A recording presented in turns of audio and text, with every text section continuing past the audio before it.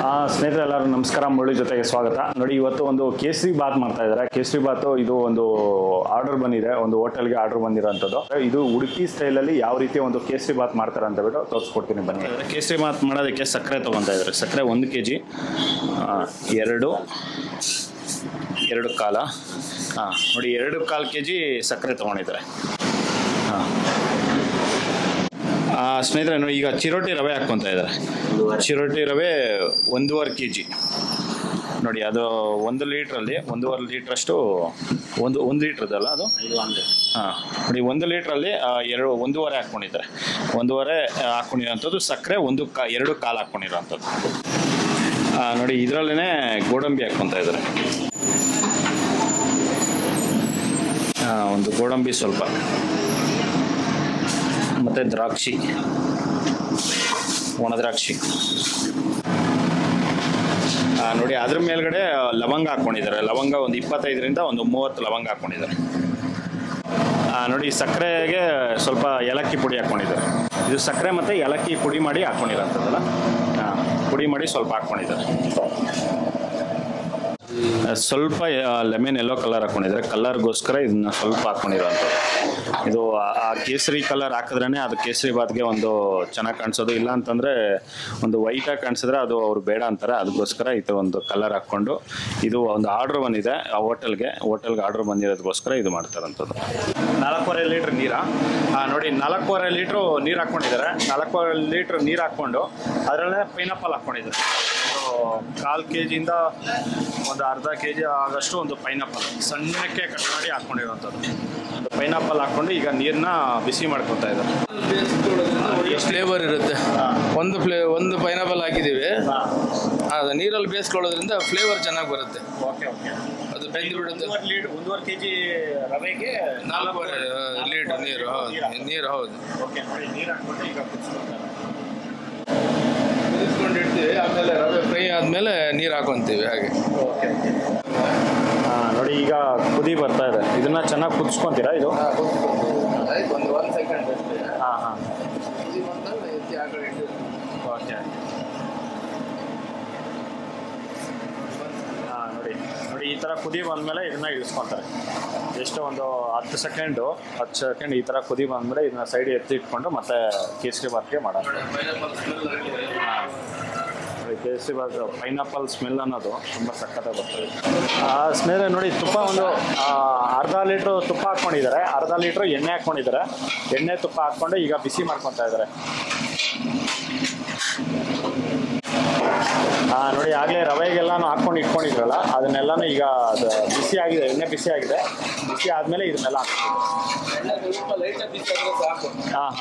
ಎಣ್ಣೆ ಲೈಟಾಗಿ ಬಿಸಿ ಮಾಡ್ಕೋಬೇಕು, ಜಾಸ್ತಿ ಬಿಸಿ ಮಾಡ್ಕೋಬಾರ್ದು. ನೋಡಿ, ಲೈಟಾಗಿ ಬಿಸಿ ಮಾಡ್ಕೊಂಡು ಈಗ ಹಾಕ್ಕೊಂಡಿದ್ದಾರೆ. ಓಕೆ.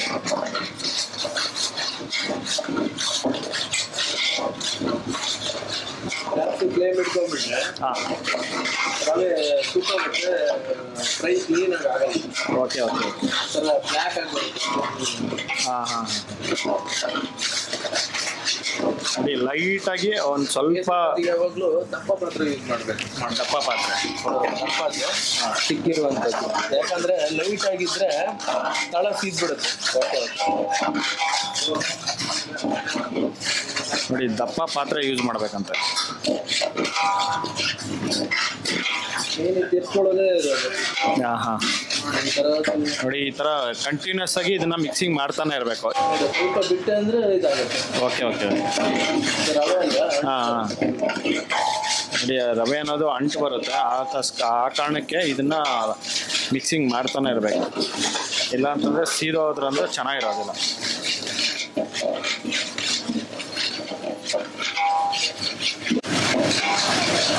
ನೋಡಿ, ರವೆ ಫ್ರೈ ಆಗಬೇಕು ಅಂದರೆ ಇವ್ರಿಗೆ ಐಡಿಯಾಗೋಸ್ಕರ ನೋಡಿ ಒಂದೇ ಸತಿ ದ್ರಾಕ್ಷಿ ಹಾಕ್ಕೊಂಡಿರ್ತಾರೆ. ಎಲ್ಲನೂ ಒಂದೇ ಸತಿ ಹಾಕ್ಕೊಂಡಿರೋಂಥದ್ದು. ದ್ರಾಕ್ಷಿ ಅನ್ನೋದು ಊದುತ್ತೆ, ಲೈಕ್ ಬುಡ್ಡೆ ಟೈಪ್ ಬರುತ್ತೆ. ಬುಡ್ಡೆ ಬಂದಿದೆ ಅಂತಂದರೆ ರವೆ ಅನ್ನೋದು ಫ್ರೈ ಆಗಿದೆ ಅಂತ ಬಿಟ್ಟು ಒಂದು ಐಡಿಯಾ. ನೋಡಿ, ಎಲ್ಲನೂ ಅದಕ್ಕೋಸ್ಕರ ಇವರು ಒಂದೇ ಸತಿ ಹಾಕ್ಕೊಂಡು ಈ ಥರ ಫ್ರೈ ಮಾಡ್ಕೊತಾರೆ. ನೋಡಿ, ಇದು ಮೀಡಿಯಂ ಫ್ಲೇಮಲ್ಲಿ ಇಟ್ಕೊಂಡೆ ಇದನ್ನು ಹುರ್ಕೋಬೇಕಾಗುತ್ತೆ. ಇಲ್ಲ ಅಂತಂದರೆ ಸೀದೋಗುತ್ತೆ. ನೋಡಿ, ಇದನ್ನು ಫಸ್ಟಿಂದ ಲಾಸ್ಟ್ವರೆಗೂ ಆಲ್ಮೋಸ್ಟ್ ಇದು ಫ್ರೈ ಆಗೋವರೆಗೂ ಇದೇ ಥರ ಮಿಕ್ಸ್ ಮಾಡ್ತಾ ಇದ್ದಾರೆ. ನೋಡಿ ಇದನ್ನ ಒಂದು ಸೌಟಲ್ಲಿ ಮಿಕ್ಸ್ ಮಾಡಿದ್ರೆ ಅಷ್ಟೊಂದು ಚೆನ್ನಾಗಿ ಮಿಕ್ಸಿಂಗ್ ಆಗೋದಿಲ್ಲ. ನೋಡಿ ಇವರು ಒಂದು ಕುರ್ಪಿ ಯೂಸ್ ಮಾಡ್ತಾರೆ. ಈಗ ಒಂದು ದೋಸೆ ಎತ್ತೋದು ಆ ಥರ ಇರುತ್ತಲ್ಲ, ಆ ಇದರಲ್ಲಿ ಈ ಥರ ಮಿಕ್ಸಿಂಗ್ ಮಾಡ್ಕೊಳೋದ್ರಿಂದ ನೀಟಾಗಿ ಒಂದು ಕಡೆಯಿಂದ ಎಲ್ಲನೂ ಈ ಥರ ಮಿಕ್ಸ್ ಮಾಡ್ಕೋಬೇಕು. ನೋಡಿ ಇದು ಫ್ರೈ ಆಗ್ತಾ ಇದೆ ಈಗ. ನೋಡಿ ದ್ರಾಕ್ಷಿ ಅನ್ನೋದು ನೋಡಿ ಬುಡ್ಡೆ ಬರ್ತಾ ಇದೆ.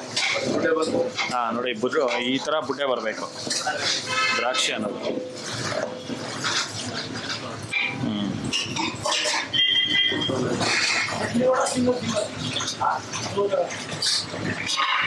ನೋಡಿ ಈ ಥರ ಬುಡ್ಡೆ ಬಂದಮೇಲೆ ನೋಡಿ ಈ ಥರ ನೀರು ಪೈನಾಪಲ್ ನೀರು ಬಿಸಿ ಮಾಡಿ ಇಟ್ಕೊಂಡಿದ್ರಲ್ಲ ಅದನ್ನು ಈಗ ಹಾಕ್ಕೊತಾ ಇದ್ದಾರೆ.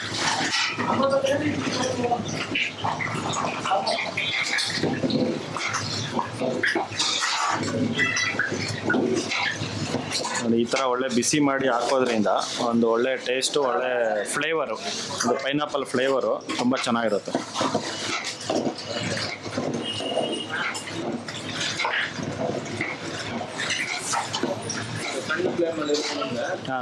ಬೇಗ ಆರೋದಿಲ್ಲ. ಹೌದೌದು. ನಮ್ಮ ಕೈಗೂ ಇದಿಲ್ಲ.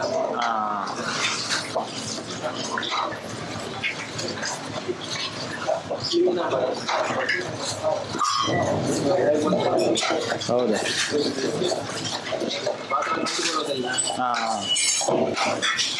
ನೋಡಿ ಬಿಸಿ ನೀರು ಮತ್ತು ಪೈನಾಪಲ್ಲು ಈ ಥರ ಬಿಸಿ ಮಾಡಿ ಹಾಕೋದ್ರಿಂದ ಪಾತ್ರೆಗೆ ಅಂಟು ಬರೋದಿಲ್ಲ. ನೋಡಿ ಅಂಟು ಬರ್ದಿರ ಈ ಥರ ನೀಟಾಗಿ ಕ್ಲೀನಾಗಿ ಬರುತ್ತೆ. ನೋಡಿ ಸೈಡಲ್ಲಿ ಯಾವುದೇ ರೀತಿ ಒಂದು ಸ್ವಲ್ಪನೂ ಅಂಟ್ತಾ ಇಲ್ಲ.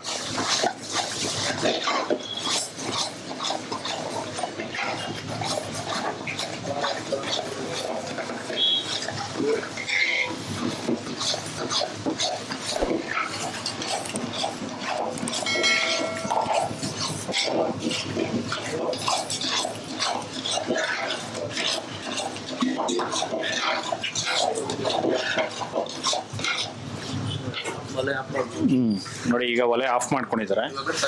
ಸ್ಟವ್ ಆಫ್ ಮಾಡ್ಕೊಂಡು ಈಗ ಸಕ್ಕರೆ ಹಾಕ್ಕೊಂಡಿದ್ದಾರೆ.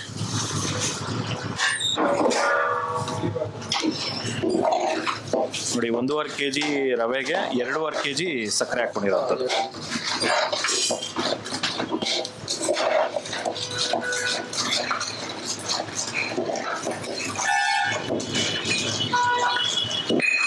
ಇದು ಬಿಸಿಗೆನೆ ಇದು ಸಕ್ಕರೆ ಅನ್ನೋದು ಎಲ್ಲ ಫುಲ್ ಕರಗೋಗುತ್ತಲ್ಲ.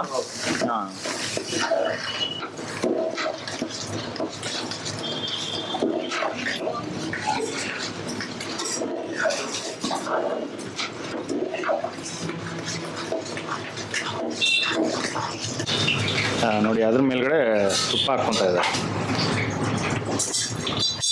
ಫಸ್ಟಲ್ಲೂ ತುಪ್ಪ ಹಾಕ್ಕೊಂಡಿದ್ರು, ಮತ್ತು ಈಗ ಸ್ವಲ್ಪ ತುಪ್ಪ ಹಾಕ್ಕೊಂಡಿದ್ದಾರೆ. ನೋಡಿ ಕೇಸರಿ ಬಾತ್ ಅನ್ನೋದು ಈಗ ರೆಡಿಯಾಗಿದೆ. ನೋಡಿ Udupi style pure veg kesari bath ಅನ್ನೋದು ರೆಡಿಯಾಗಿದೆ. ಸ್ನೇಹಿತರೆ ನಮಸ್ಕಾರ. ನೋಡಿ ಈಗ ಕೇಸರಿ ಬಾತ್ ಅನ್ನೋದು ರೆಡಿಯಾಗಿದೆ. ನೋಡಿ ಒಂದು ಸಖತ್ತಾಗಿ ಇದು ಉಡುಪಿ ಸ್ಟೈಲಲ್ಲಿ ಮಾಡೋವಂಥದ್ದು ಒಂದು ಕೇಸರಿ ಬಾತು. ನೋಡಿ ಒಂಥರ ಡಿಫ್ರೆಂಟಾಗಿ ಒಂದು ಪೈನಾಪಲ್ಲು ನೀರಲ್ಲಿ ಹಾಕಿ ಚೆನ್ನಾಗಿ ಕುದಿಸಿ ಮತ್ತು ಇದನ್ನು ಮಾಡಿರೋಂಥದ್ದು.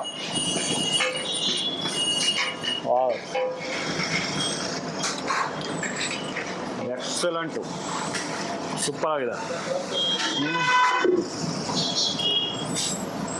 ನೋಡಿ ಇದನ್ನು ಒಳ್ಳೆ ಲೋ ಫ್ಲೇಮಲ್ಲಿ ಸಕ್ಕತ್ತಾಗಿದೆ ಸರ್, ಸೂಪರ್ ಆಗಿದೆ, ತುಂಬ ಚೆನ್ನಾಗಿದೆ. ಈ ಥರ ನೀವು ಕೇಸರಿ ಬಾತ್ ಯಾವಾಗಾದರೂ ಯಾರಾದರೂ ಬಂದಾಗ ಇಲ್ಲಾಂದರೆ ತಿನ್ನಬೇಕು ಅಂತ ಅನಿಸಿದಾಗ ಈವ್ನಿಂಗ್ ಟೈಮ್ಸಲ್ಲಿ ಯಾವಾಗಾದರೂ ಮಾಡ್ಕೊಂಡು ತಿನ್ಕೋಬೋದು. ತುಂಬ ಚೆನ್ನಾಗಿದೆ, ಸಕ್ಕತ್ತಾಗಿದೆ. ನೋಡಿ ಈ ವಿಡಿಯೋ ನಿಮಗೆಲ್ಲ ಇಷ್ಟ ಆಗಿದೆ ಅನ್ಕೊತೀನಿ. ಇಷ್ಟ ಆಗಿದೆ ದಯವಿಟ್ಟು ಲೈಕ್ ಮಾಡಿ, ಶೇರ್ ಮಾಡಿ, ಸಬ್ಸ್ಕ್ರೈಬ್ ಮಾಡಿ. ಮುಂದಿನ ವಿಡಿಯೋದೆಲ್ಲ ಸಿಗ್ತೀನಿ. ಥ್ಯಾಂಕ್ ಯು, ಬಾಯ್ ಬಾಯ್.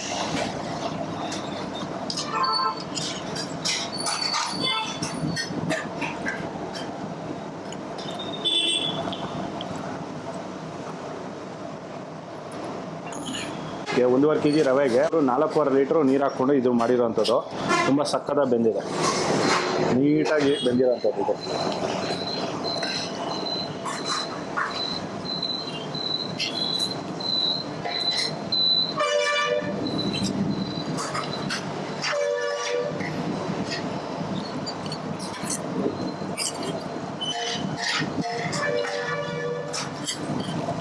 ಸ್ನೇಹಿತರೆ ನೋಡಿ, ಇವರೇ ಕೇಸರಿ ಬಾತ್ ಮಾಡಿರೋಂಥದ್ದು. ಇದೇ ಹೋಟ್ಲಲ್ಲೇ, ಇದು ಉಡುಪಿ ಹೋಟ್ಲಲ್ಲೇ ಮಾಡಿರೋಂಥದ್ದು. ತುಂಬ ಚೆನ್ನಾಗಿ ಮಾಡಿದ್ದಾರೆ, ತುಂಬ ಚೆನ್ನಾಗಿದೆ ಸರ್. ತುಂಬ ಥ್ಯಾಂಕ್ಸ್. ಇವರೇ ಪ್ರತಿಯೊಂದು ಇವರು ಹೇಳ್ಕೊಟ್ಟಿದ್ದಾರೆ. ಸುಮಾರು ಒಂದು ಏನಿಲ್ಲ ಅಂದರೆ 8ರಿಂದ 10 ಅಡುಗೆ ತೋರಿಸಿದ್ದಾರೆ. ತುಂಬ ಧನ್ಯವಾದಗಳು ಸರ್. ಥ್ಯಾಂಕ್ಸ್.